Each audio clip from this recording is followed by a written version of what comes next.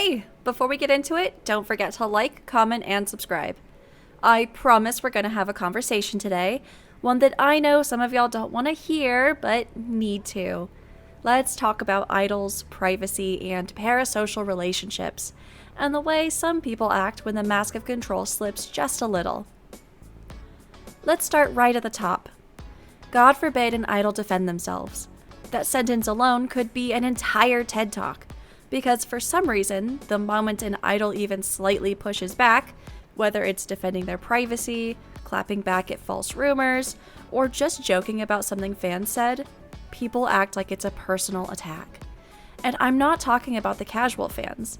I'm talking about the people who have built an entire alternate universe in their heads, where they're the main character and their favorite idol is just some perfectly molded supporting cast member. These are the folks who say, we want idols to speak up, we want transparency, we want them to show their real selves, until the idol actually does. And then suddenly it's, why would she say that? That was so rude. That wasn't necessary. Make it make sense.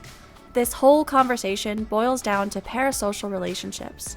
And if you're not familiar with the term, a parasocial relationship is basically a one-sided emotional connection that fans form with a public figure. You feel like you know them, you feel attached to them, but the reality is they don't know you at all. And look, parasocial relationships aren't inherently evil. They exist in all forms of entertainment. People used to feel this way about old Hollywood actors, and now we have it with YouTubers, streamers, and of course, idols.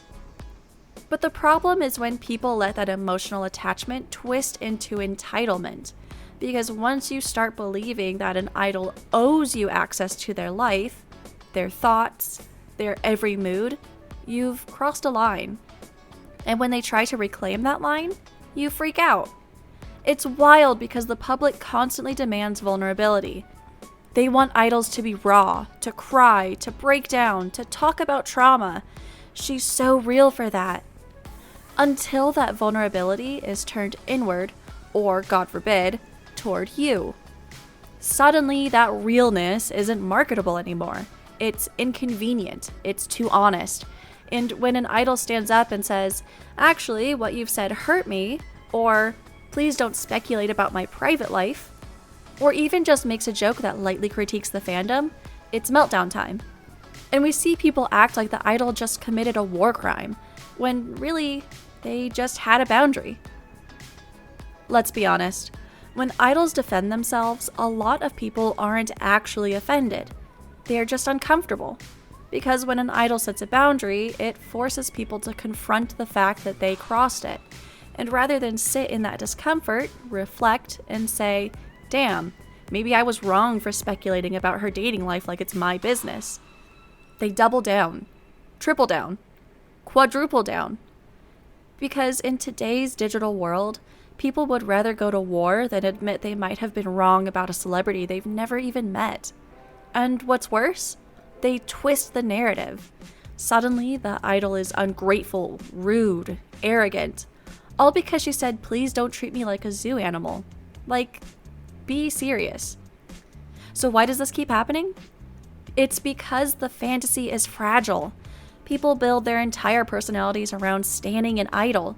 They convince themselves they know their every thought, that they would totally be best friends if they met, that they understand them better than anyone else.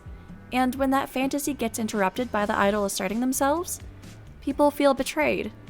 Not because the idol did anything wrong, but because the fan realizes they never actually knew them at all.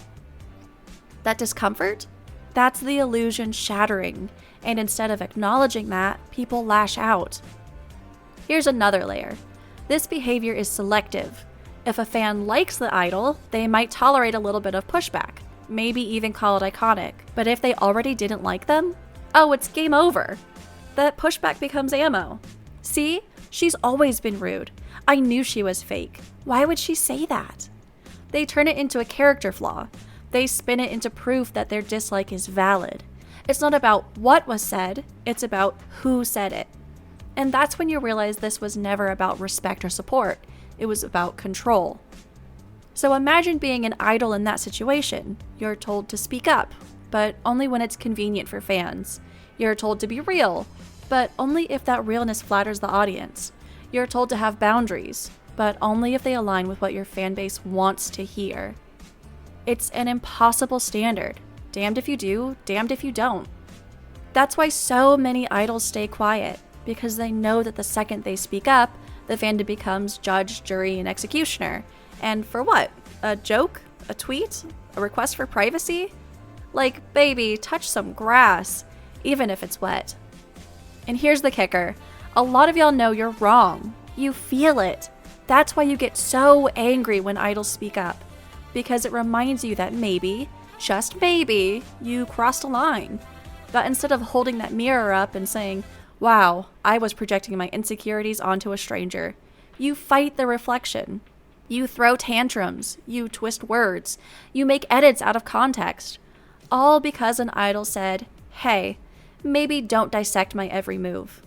It's not confidence, it's cowardice.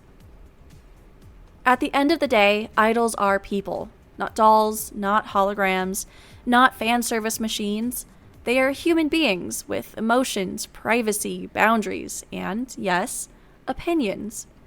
And if you can't handle your fave speaking up when they feel disrespected, that says more about you than it does about them. If you're only supportive when they're silent, submissive, or smiling, you don't support them. You are consuming them. So what do we do with all of this? We self-reflect. We ask ourselves, am I treating this idol like a full human being, or am I projecting my needs onto them? Am I giving them space to grow, to make mistakes, to defend themselves? And if an idol claps back at something you said or did, maybe pause before you react. Maybe ask yourself, did I overstep? And if the answer is yes, it's okay.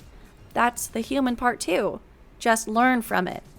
So yeah, next time your fave idol sets a boundary, makes a joke, or defends themselves, just let them.